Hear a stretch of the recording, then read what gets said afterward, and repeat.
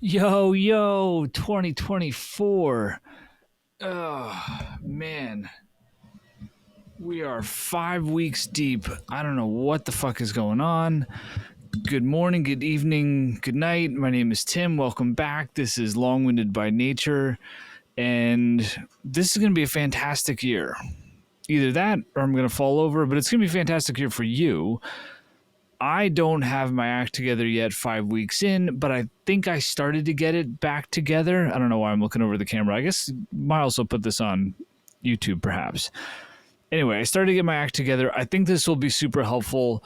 For the first episode this year, we're really going to talk about just simply getting your act together, what that means, how you can do it, what I've done so far, and hopefully this helps. So let's get started. This is where I'd roll in the music if I had music, but this is still relatively low budget. I mean, it's zero budget, and it's in my basement, but let's get started. All right, so the problem was coming into this year, knowing that there was a lot of things going on, and for God knows how long, and I'm going to talk about this very specifically towards what I have been trying to figure out, because sometimes I think explaining or telling a story about what you yourself are figuring out could be beneficial to others, in that I'm not going to be like, yo, go do this, like go fill out this thing and go make a chart about blank. Like, I find that stuff way too prescriptive in a lot of cases. So let me tell you what I've done.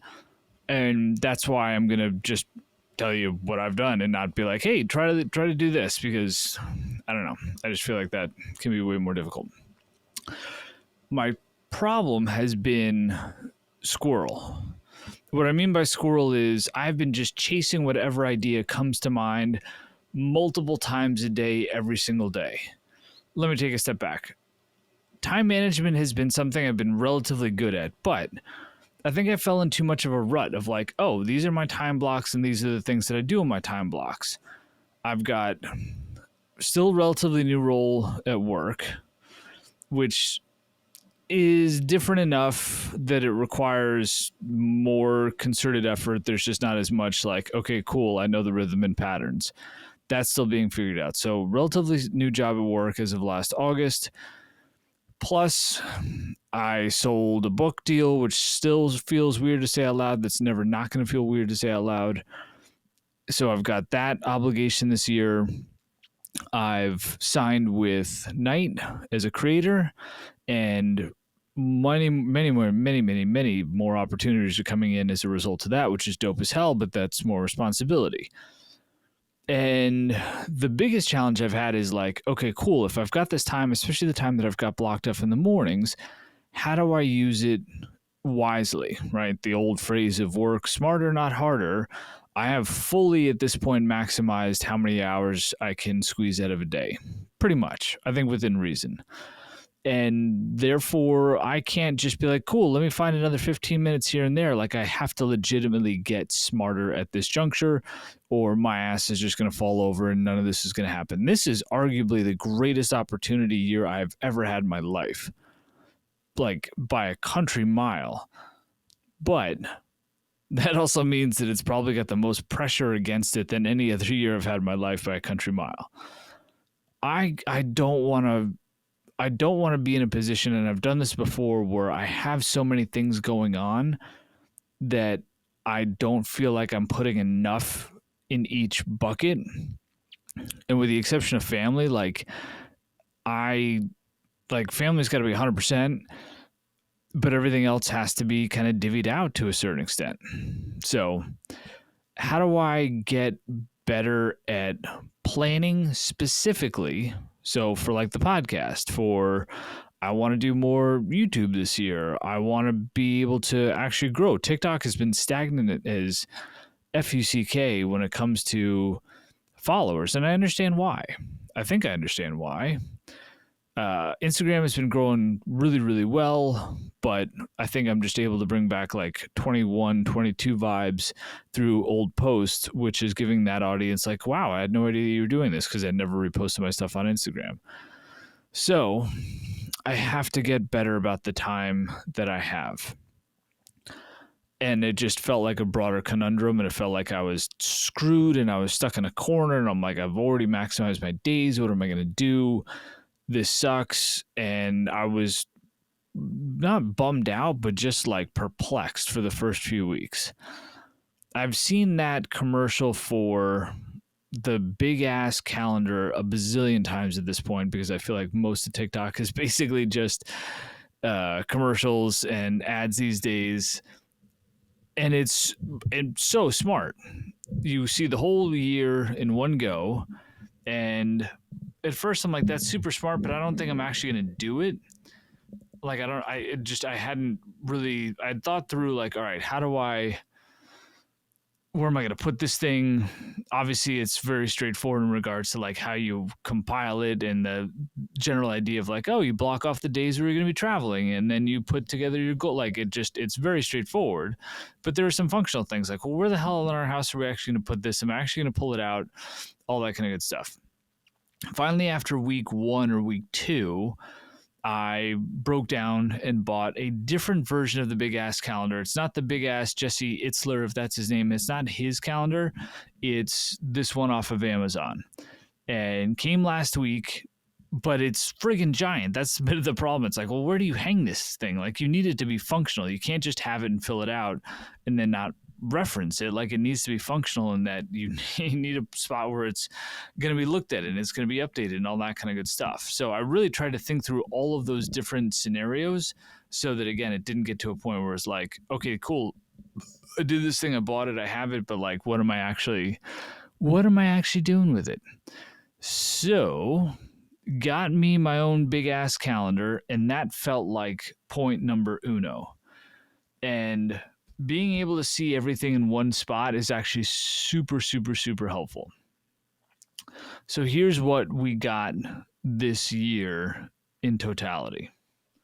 Give me 1 second while I bust this thing out, because as I map it out, it's not just me being like, hey, listen to things that Tim has on his calendar this year. It's like, no, let me map this out, because this is all going back to a day-to-day structure that's going to help me get this shit done, which I believe is the broader intention of the big ass calendar, being able to be smarter about your planning. And again, if I walk you through this or how I'm thinking about it, I'm going to treat this like a real conversation, as though like you're giving me feedback in real time, which obviously you're not. I wish you could, because this would be a lot better if you and I were chatting about this right now, but can't do that. So I'll just walk you through, and I think the methodology is sound. But if I go through the steps again, and especially knowing that this is going to be recorded and then posted, that will keep me accountable as well. And that's another piece to this. Like, I don't want to do all this stuff and say all these things just to be like show offy, so to speak. This is like my mental mile zero. Ran my first marathon 2 years ago, and to keep myself accountable, I would post a picture every day before training at mile zero, as in like, this is humbling. I got to go out, I got to do the work, I got to do it on a consistent basis. I've never done one of these before. If I tell you that I'm going to do it and then I show you the way that I'm doing it, then I'm holding myself accountable, because I don't want to make that post. It's like, oh, this thing happened and therefore this isn't going to happen. Like, if it comes to that, it comes to that, but I really don't want that to be the case. So the more I say out loud and the more I walk you through my thought process, the more accountable I am, because I do treat all of this like it is a two-way conversation, because it's not fun when you're just alone in a vacuum doing these things for the sake of doing these things. Hope that made sense. All right, so let's get into it. Give me a second. Got the big-ass calendar, or my Amazon version of the big-ass calendar, and all right, so here are the major things. I need my microphone closer like this. All right, so the major things are book due date number 1 was January 15th. So the book overall is due completed on September 1st. So let me walk backwards. Book overall is due on September 1st. That has 3 major triggers to it. January 15th, I had to do a revised outline based off of some initial conversations with the editor. There was like, cool, we bought the book, but we really think that you need to focus on this. Like, you get a little too scattered in the back half. And their feedback made perfect sense. So overall due September 1st, First half is due April 1st, but the revised outline was due January 15th. Hit that. So now I've got to work between here and April 1st to get the first half of the book done, which is, let's see, call it 1, 2, 3, 4, 5, 6, 7, 8, 9, 10, like 13-ish weeks, I believe.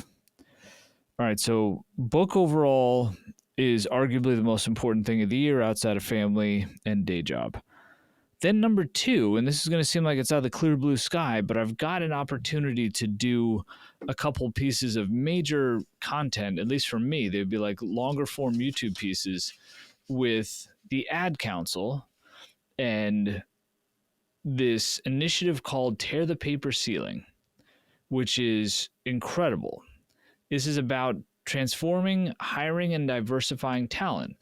They found me because of my stories about not having a college degree, and they want me to make some content for them. And this whole idea of there being a paper ceiling if you don't have a college degree, and that's either going to block you getting in the door or it's going to make your career stagnant, etc. They want me to do content for them, which is an incredible opportunity for a multitude of reasons. One, anything related to the Ad Council is dope. The Ad Council handles some of the most important and most renowned, remarkable, all the kind of stuff that you are just glad people take the time to talk about and invest in and make sure it gets out on the public airwaves. Ad Council is a not-for-profit that helps things like suicide prevention, helping veterans with PTSD, things like tearing the paper ceiling, feeding America, like all of these incredible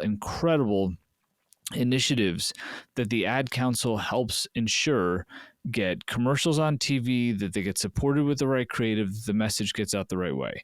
So tearing the paper ceiling is something they came to talk to me about. So that's big, but there's 2 big pieces to that. So there's a long form piece that's got to come out sometime in February or March, and then a second long form piece that's got to come out sometime in April or May.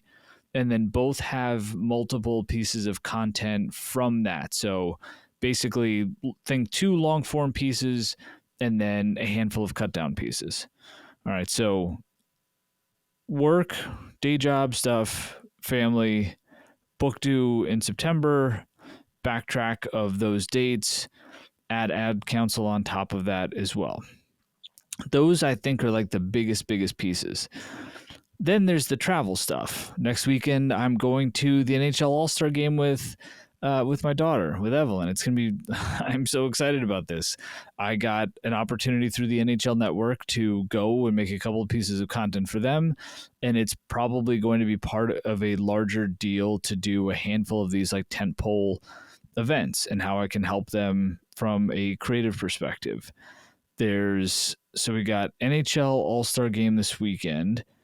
Then the next really big thing for me would be half marathon in March. Speaking at the Philadelphia Eagles at a not-for-profit speaking event that they have in the second week of March. The potential of going to Mets spring training just to get out of New York in March and go down and see my folks. Then right after that, we got the book due date, number 2. Another speaking event in April. Potentially a Strava event in May. Another half marathon in May. VidCon in June, in addition to a family trip to Oregon. And then I think I'm going to Major League Baseball All-Star game and potentially another speaking event in Montreal in July. And then all kinds of travel in August. That list alone might have given some people anxiety listening to this, and not that I expect anybody is going to be like, cool, now I can see the picture in my head, Tim. The point of all of that is just to put it on paper so I can see it all in one go. Like I'm looking down at this thing. I'll hold it up in a minute, but I'm looking down this thing, and that's just the first 8 months of the year. now I can start to backtrack, right? So when it comes to what am I doing day in and day out, because this all comes back to, if I'm not making good content, if I'm not still doing what got me here in the first place, then it's all for naught. But I should be evolving and I should be getting better at it. So how do I do all of those things? Like, that's what's been freaking me out, is like, how do I do all these things and keep getting better, ideally, to help grow everything that I've been doing so that I can get more opportunity? Because as they say, the reward for good work is more work. And that's 1,000% coming to fruition right now. So like, I got to get my act together. With this in mind, I'm now able to have at least a good sense of what are the, there's the day-to-day priorities, but then there's like the month-to-month priorities.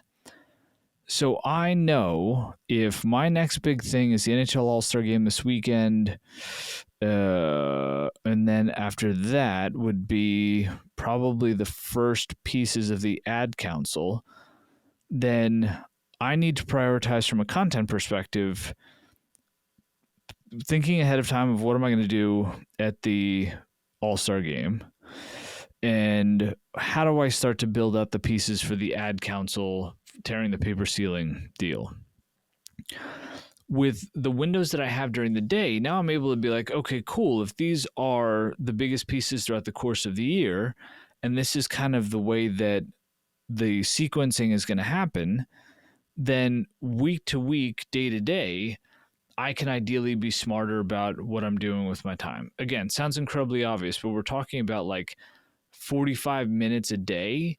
So as you're listening to this, also think of like, these are the ways, hopefully, I'm talking through how you can really get a side hustle to continue to flourish, right? Side hustle was just making stuff for a while, and the side hustle was fun, and I could just literally run around during the day with my camera or my phone and take random clips, and the next morning I'd be like, oh, what happened yesterday? And I would throw it together and I would do a voiceover, and people enjoyed it, and I was perplexed by why anybody enjoyed it, but it was amazing, and it grew, and here we are.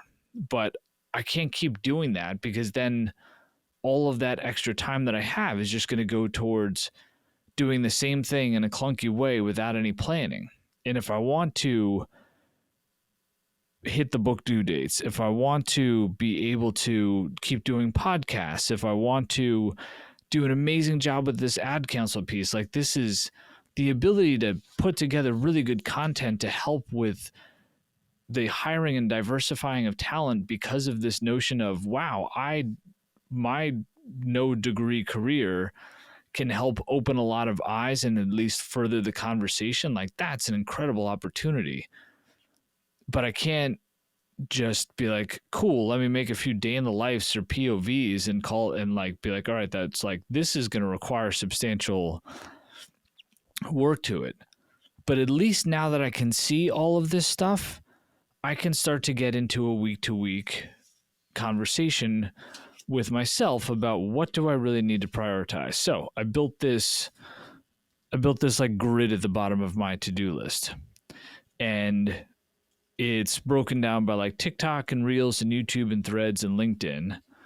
And what I'm going to do is take the things that I know, like the ad council piece, etc., and start to weave in, all right, so I'm making this up. On Tuesday morning, I should use that time to start building out more PowerPoint slides to help me frame up how I'm going to talk about the ad council. Or I should use that time to shoot a very specific intro for YouTube in my basement. That way I can be more focused, right? It's going to get me out of this mode of, I'm just going to run around with my camera and take whatever shots, because that's what made me being like squirrel with any ideas that I had. I would see somebody on the subway and be like, oh, that's a cool story, and then take a 45-second clip of it and be like, oh, that's totally what I'm going to say. And then by 5 o'clock that night, I'd see something else and I'd be like, oh, I don't remember exactly what happened this morning. It felt good in the moment, but like, that's not the thing anymore. This thing right here, that's the thing. And then by 5 a.m. the next day, God knows what would have happened. And again, I got away with it for a while, but that is not sustainable. So the broader point within this that hopefully you can take away is if you start super, super, super high level, maybe you don't even have to get a big ass calendar, but if you can at least like roadmap out just the biggest chunks, get it all on paper in some capacity. It's going to give you anxiety as you're doing it, but then once you can actually see it, and it's fine that it's week 5. It is literally January 28th as I'm telling you this. This is not like a rah-rah, cool, year's about to start, this is how you get ready. No, this is a very real ass, there were no resolutions. There was no super specific plan. I've been flying by the seat of my pants for God knows how long at this point. I know some people think it's like super well polished and I've got all my shit together, but I do not. I continue to figure this out in real time, and I want to figure this out in real time with you. So my recommendation would be, perhaps if you feel the same way, is map out the year. Just what you know. Put it down. Is there a trip? Is there a big goal? Is there a big project? Whatever. Map it out. Then start to think about backtracking dates. So if that presentation, if you know for sure, if you already know for sure there's something in August where the company does like an annual blah, blah, blah, put it down that like by July 1st, your goal is to have a draft out. I'm making that up, but like that's basically the way to backtrack things. And then if you are somebody, especially if you're trying to spin multiple plates together, maybe then you can figure out like, all right, if I just chip away at it with this amount of time in these places, then that July 1st date is a piece of cake. And then when it comes time for this thing to be due, I'm going to be whistling Dixie because it's going to be done ahead of time. I could have had X amount of people take a look at it, all that kind of good stuff, and you're going to feel that much better about it. It's funny because a lot of this planning, like in my head, I'm like, is some of this so obvious that it shouldn't be said out loud? But then me, myself, who prescribe and tell people these things and try to do it at work, I haven't been that kind of smart with the side hustle stuff, but I have to now. All kinds of things are popping up like so we'll put the ad council, tearing the paper, sealing the book to a side. The Eagles speaking event that's on March 8th, like I should 1,000% have that presentation done and sent to them by February 26th, let's say, because that would give me 2 weeks to then tweak it based off of their feedback, which means I should really have an agreed upon theme. I sent them a couple ideas already, but that should be locked down by the 12th, which is really only a couple of weeks away at this point. So like then it starts to become easier in my head to see things in more moderate pieces versus, oh shit, I've got this thing, what am I going to do? I can now say, all right, goal, February 12th, have an agreed upon theme with the Eagles about what I'm going to talk about on March 8th. That gives me 2 weeks that I can futz around and build out the PowerPoint, get it to them by the 26th. If they have any feedback, I've got plenty of time then, and should be in good shape. And I can now do that for just about everything I've got here, which then allows me to, if I'm smart about it, look on a week-to-week basis and be like, cool.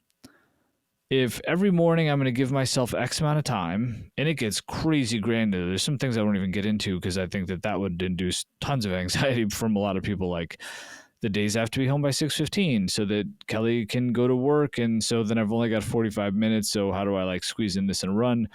I'm not going to get that granular about it, but I need to be that intentional. So with the backtracking of just the Eagles piece and the other things noted like the ad council and the book, I can now on a week-to-week basis, I think, and again, I'm saying this out loud in real time to keep myself accountable because I've never done all of this stuff before, like concurrently. I've never written a book before. I've never done like a large-scale campaign like this for a brand, quote unquote, before, the tearing the paper sealing thing.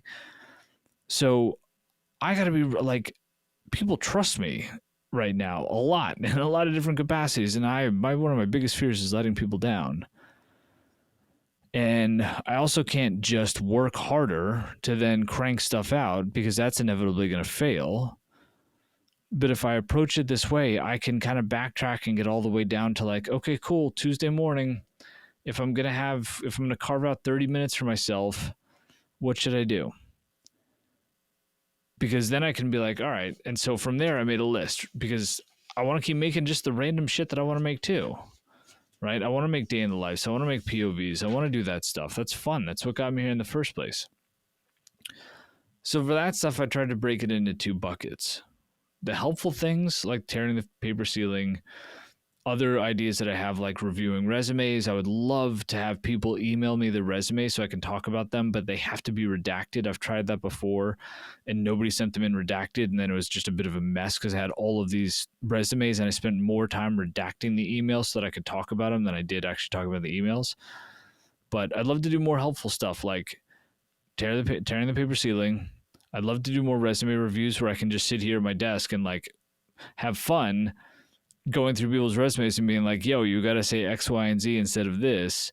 But that's like a whole process. I've got this idea about corporate confessionals, like a call-in segment to this podcast where somebody can call and be like, yeah, so my boss said that they were going to smuggle a bunch of dirty money into the office and spread it around, but I don't know what to do because, and I could like talk to them about whatever that crazy situation is. That would be super fun. So there's like helpful things. So I try to break it out into like helpful. What's the helpful content? Then what's the fun content? I found that to be helpful just to write it down.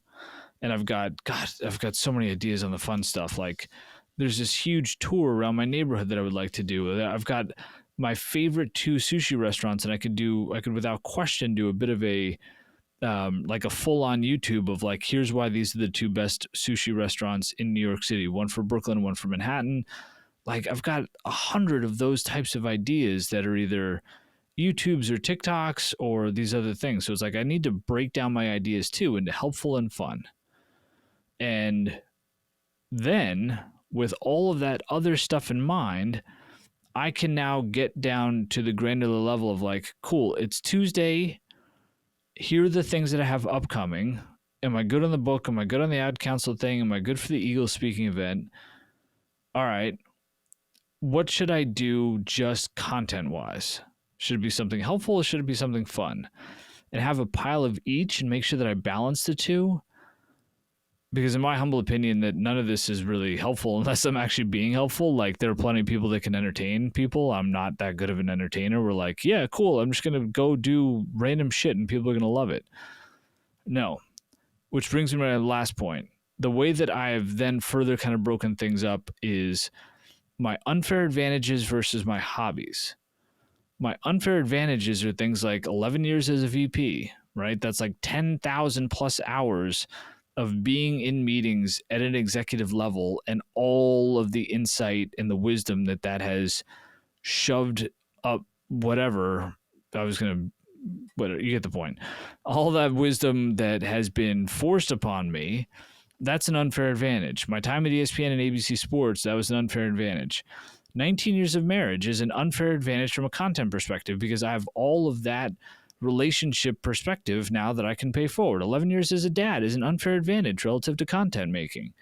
There's a lot of stuff that I can do in that. Getting along with, like, I think I can get along with a vast majority of people when they give me a chance to have a good conversation with them. That's an unfair advantage. Plus, I've got executive coaching in my back pocket. That's an unfair advantage as well. And then I got my hobbies, all the things that I know about the cannabis space, working out, running, sneakers, gear, fashion, protein bars, editing, beer, and bourbon. Did I say beer twice? No, I said gear. So between my version of a big-ass calendar, the thoughtful approach of backtracking from a project management perspective, a bit more of a sense in regards to being more thoughtful of what's helpful content, what's fun content, and then how do I lean into my unfair advantages and my hobbies to help fuel that, I can then get specific and be like, cool, this is what I'm going to do with my time. So I don't think it matters if you never, ever, ever have a side hustle. I think that there's things here that can apply to anything you'd want to do in life. New job, current job, about to have a kid. Maybe you're about to just get into the corporate world overall and you're trying to think of like, all right, how do I organize my life, in general? But especially for those that are like, you know what? There's this thing that I love that I've always wanted to do on the side.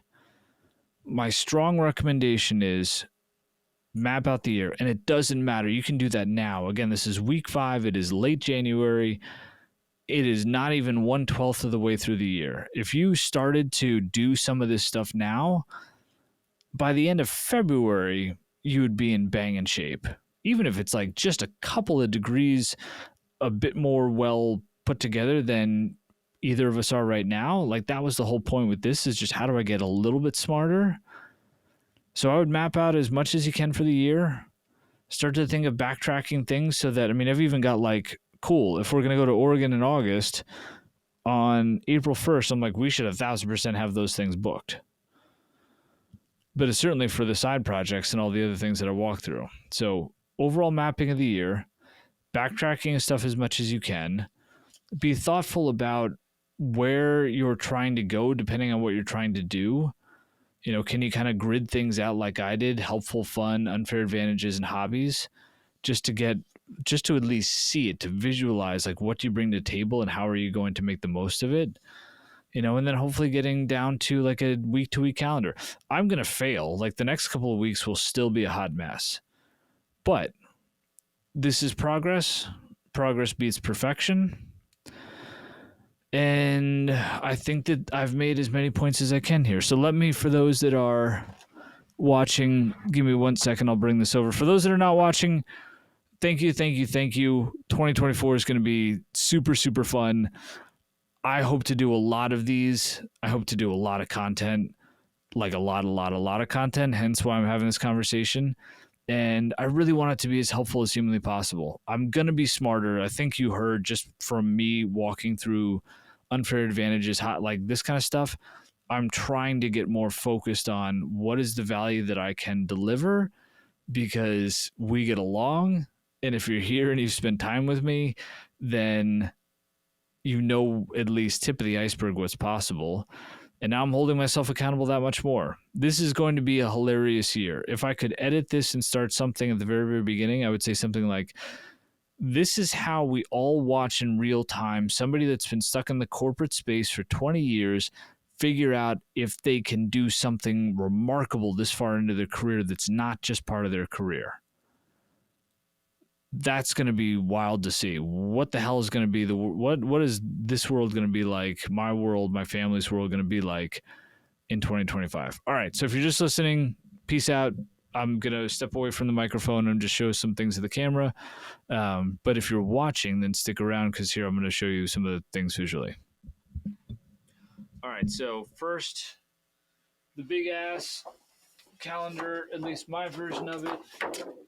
Again, we bought this on Amazon and cut it into a couple of pieces so that we could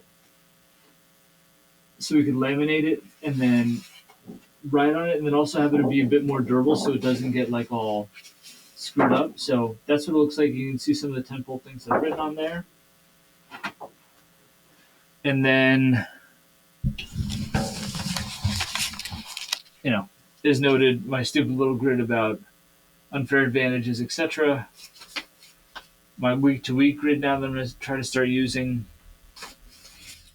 And we'll take things from there. I think that's the whole Megillah. Love you guys.